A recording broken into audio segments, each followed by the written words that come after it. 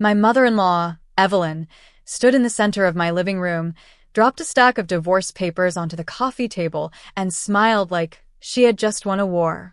"My son gets everything. You get a divorce and you leave with nothing," she announced, while my husband, Mark, stared silently at his shoes. Evelyn had already invited a wealthy property investor to the house that very afternoon, determined to force a sale and cash out our prime real estate before I could contest it. But when the buyer walked into the foyer, looked down at the official deed paperwork Evelyn thrust into his hands, and asked one simple, devastating question, the smug look vanished from her face. That single question didn't just stop the sale. It exposed a financial trap Evelyn had walked straight into, destroying her son's claim and turning their calculated ambush into complete ruin. Welcome back to BT Revenge Tales, where we expose the entitled, outsmart the greedy, and deliver the ultimate taste of karma. My name is Claire. I'm 32 years old, and for the past 8 years, I've built a solid career as an independent architectural designer. I know how structures work, from the foundation up, and I know exactly what happens when you build on rotten ground. That afternoon, my living room felt like a courtroom where I had already been sentenced without a trial. Evelyn stood proudly by the fireplace, her arms crossed and a smug smirk plastered across her face. On the mahogany coffee table sat the freshly printed divorce documents, already marked with yellow sticky notes where my signature was demanded. Beside her sat my husband, Mark. He couldn't even look me in the eye. He just stared quietly at his leather loafers, playing the role of the dutiful, victimized son. "We are not negotiating, Claire," Evelyn declared, checking her gold watch. "Mark owns this estate, and a commercial cash buyer is arriving in 20 minutes to purchase it on the spot. You leave with nothing." For 6 years, I had quietly swallowed Evelyn's venom. From the week of our wedding, she treated me like a calculating outsider who had supposedly trapped her golden boy for his family prestige. She constantly dropped passive-aggressive remarks about my background, acting as though every luxury in our lives was a gift from Mark's brilliant mind. The reality was a complete joke. Mark wasn't a corporate mastermind. He was a serial failure with an ego too fragile to admit it. Over the last 4 years, he had run 2 tech startups straight into the ground. When his creditors started knocking, I was the one who quietly cleared his $80,000 business debts. I paid the utility bills, funded our investments, and designed custom residential projects late into the night, so he could play the successful visionary in front of his mother. Looking at him now, slouching on the sofa while his mother dictated my eviction, the fog completely cleared. I didn't cry. I didn't raise my voice or beg for an explanation. In that silent second, I realized our entire marriage hadn't been a partnership to them. It was an extortion scheme waiting for the right moment to strike. The sharp ring of the front doorbell shattered the tension in the room. Evelyn's eyes lit up with predatory excitement. She smoothed her designer blazer, practically sprinting to the foyer before I could even stand up. A moment later, she ushered in 2 men. The first was Mr. Vance, a prominent commercial real estate investor known throughout the city for closing aggressive, same-day cash acquisitions. Behind him walked a sharp-dressed legal assistant carrying a leather briefcase. "Mr. Vance, thank you for coming on such short notice," Evelyn purred, her voice dripping with artificial warmth. "My son Mark is ready to finalize the private sale immediately. We just have one small formality to finish." She grabbed the quitclaim deed from the table and thrust it directly toward me, tapping the signature line with her manicured fingernail. "Sign it, Claire. Don't waste this gentleman's valuable time."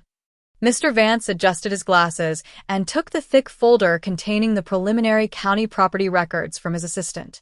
He flipped through the registry pages, cross-referencing the parcel identification numbers. Suddenly, his pen stopped moving. He slowly lowered the paperwork, looked past Evelyn, and locked his eyes directly onto her with a stern, baffled expression. "Madam," Mr. Vance asked, his voice cutting through the silence, "if your son supposedly owns everything, why does the county deed and irrevocable trust list Claire as the sole proprietary owner and primary creditor?" The living room went dead silent. You could have heard a pin drop on the hardwood floor. Evelyn's triumphant smile froze instantly, transforming into an expression of utter disbelief. "Excuse me?" Evelyn stammered, letting out a forced, high-pitched laugh. "You must have pulled the wrong file, Mr. Vance. This is our family property. My son Mark handles all the business transactions here." "I don't make mistakes with title registries," Mr. Vance replied, his tone ice-cold as he handed the certified county printout directly to her. "The legal chain of custody is indisputable." I stood up slowly from my chair, folding my arms. "He's right, Evelyn. And you would know that if you had ever bothered to ask." I watched the blood drain from Mark's face as I laid out the truth. This four-bedroom house hadn't been purchased with his non-existent startup profits. It was bought entirely through a premarital inheritance trust established by my late grandfather, an architect who taught me everything I knew. Before our wedding, my estate attorney placed the entire property into an ironclad irrevocable trust. Mark hadn't signed the purchase deed 6 years ago. He had merely signed an occupancy agreement acknowledging zero equity claim. Neither he nor his mother owned a single square inch of this ground. Evelyn's hands trembled as she scanned the legal documents, but the trap she had built was about to snap shut on her own neck. I opened my leather planner on the side table and slid 3 certified financial notices directly in front of her. "Did you really think I would notice the private bridge loan, Evelyn?" I asked calmly. Desperate to fund Mark's latest collapsing venture, Evelyn had secured an $80,000 high-interest loan from an aggressive private lender just 3 weeks ago. She had listed this very house as guaranteed collateral, assuring the broker that Mark was the sole owner and that an imminent cash liquidation would cover the principal plus interest. Now, with the title completely invalid, that loan was in immediate technical default.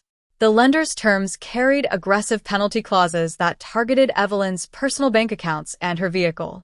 On top of that, Mark's $50,000 personal credit line, which he had kept secret under his own name, was due by the end of the month.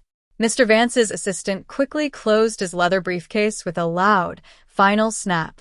Attempting to solicit cash offers on a fraudulent title is a severe legal liability, Mr. Vance stated coldly, eyeing Evelyn with pure disgust. "My firm withdraws immediately. Do not contact my office again." Without another word, both men walked out, leaving the front door wide open. The heavy front door clicked shut, leaving Evelyn gasping for air as the financial reality crashed down on her. "Claire, wait," Mark choked out, finally standing up with frantic hands raised. "This is just a misunderstanding. We don't have to do this. We can talk about this like adults." "There is nothing left to discuss, Mark," I replied, pulling a fresh legal manila envelope from my work bag. I handed him a formal 30-day notice to vacate the premises, accompanied by divorce paperwork drafted by my own family law attorney 2 weeks prior.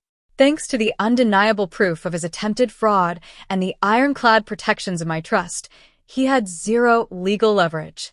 The divorce went through cleanly and ruthlessly. The judge recognized the premarital trust, awarding Mark 0% of the estate equity and completely denying him spousal support.